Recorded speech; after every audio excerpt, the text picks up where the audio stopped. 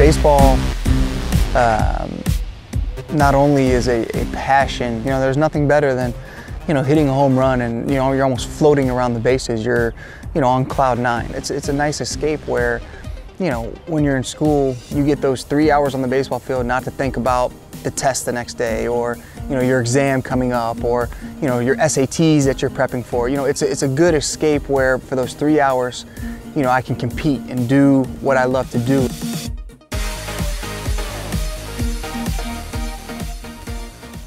Well, I was lucky.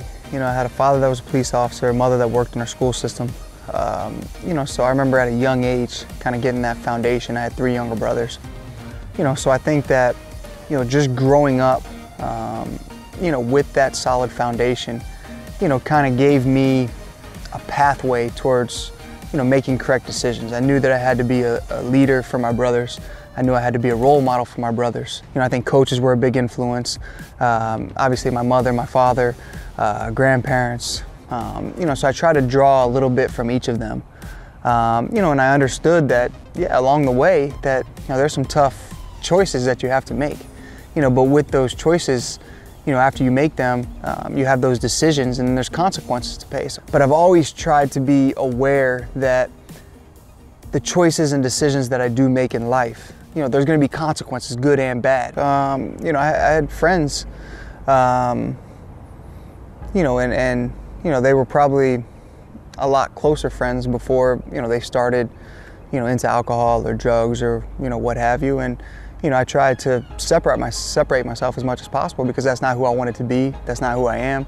And I knew that I made good grades. Fortunately that was pushed on me. I couldn't play baseball if I didn't make good grades. And that's something that at the time, you kind of stomp your feet and, whine about. But, my parents said, hey, you don't make the grades, you don't play baseball. It's as simple as that. And I knew I wanted to play baseball. And I knew that the first time I'm caught, drinking underage, or the first time I make a bad choice and,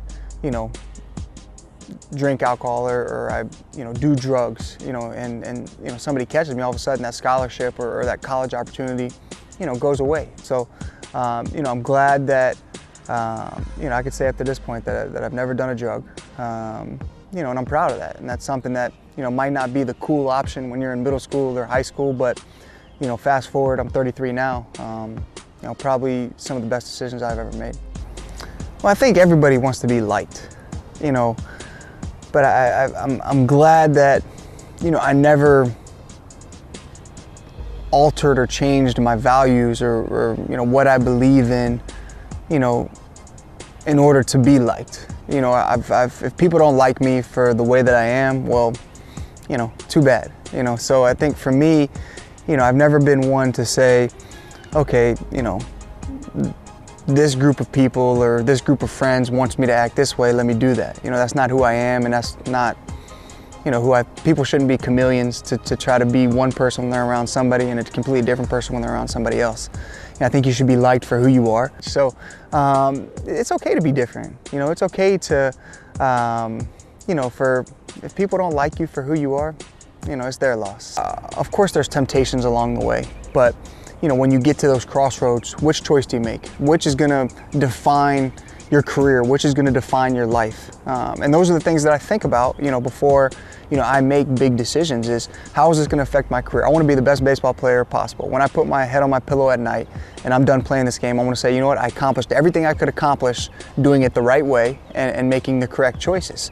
And, so far I feel good about that. And, I can put my head on my pillow and sleep at night great, knowing that, up to this point that I felt like I've made pretty good choices. Hi, this is David Wright, third baseman for the New York Mets, and my natural high is baseball. What's yours?